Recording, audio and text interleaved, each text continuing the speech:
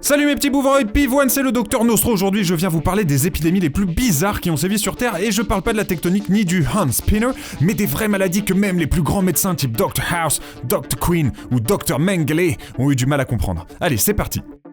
Numéro 1, l'épidémie dansante de 1518.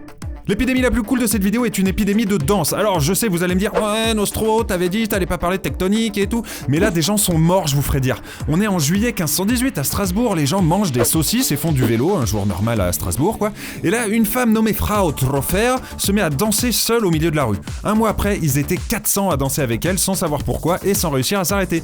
Certains meurent d'épuisement, d'autres font des crises cardiaques et des AVC, bref, ça gâtait le coin comme jaja. Personne n'a jamais su pourquoi, mais vous comprenez maintenant pourquoi j'ai la phobie des flash mobs. Numéro 2, l'épidémie de fou rire de 1962. C'est vrai que si on me donne le choix, je préfère attraper un fou rire que la peste noire, mais bon, chacun ses goûts. Le village de Kachacha, en Tanzanie, a visiblement fait le même choix que moi, puisqu'en 1962, 3 jeunes filles ont commencé à rire. Mais pas genre... Non, plutôt genre... C'était tellement drôle que très vite toute la classe s'est mise à se marrer, le fou rire s'est répandu dans toute l'école, qui a dû fermer, puis dans plusieurs villages alentours jusqu'à ce que toute la région se pisse dessus de rire pendant 18 mois. Certaines rumeurs disent que c'était à cause d'une vidéo de Topito, ce qui est sûr c'est que c'était pas une vidéo d'Urbain. Numéro 3, le virus des fraises au sucre de 2006. Aussi appelé le virus du soap opera, ou en VO virus des... Morangos com açúcar. Oui, j'ai demandé à Mathéus, le portugais de la boîte, de le dire parce que moi je suis nul en portugais. D'ailleurs, il peut dire plein de trucs comme ça, Eu quero fazer xixi. ou même... Urbão e o grande cocôzão. Quelle belle langue.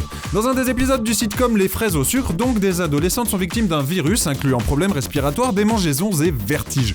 En une semaine, les symptômes télévisés se sont retrouvés chez 300 lycéennes dans 14 établissements différents.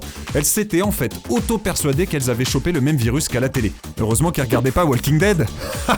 Numéro 4, l'épidémie d'évanouissement de 1983.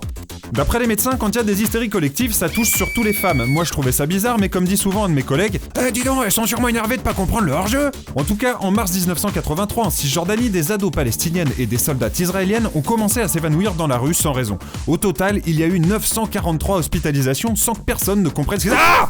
Mais qu'est-ce que... Bordel, ne refaites jamais ça. Vous savez bien que je déteste les flash mobs, putain les mecs. Merde.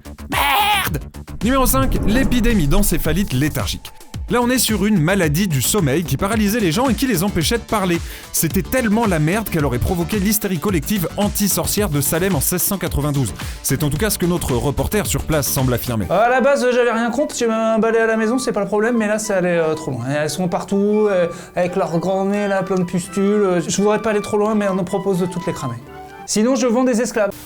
Voilà, j'espère que vous en savez plus sur les épidémies bizarres qui ont traversé notre belle planète. Moi je vous dis à bientôt, n'oubliez pas de liker si ça vous a plu, n'oubliez pas de commenter si ça vous a plu, n'oubliez pas de vous abonner si c'est pas déjà fait. Moi je vous aime, je vous admire, on se retrouve bientôt, salut.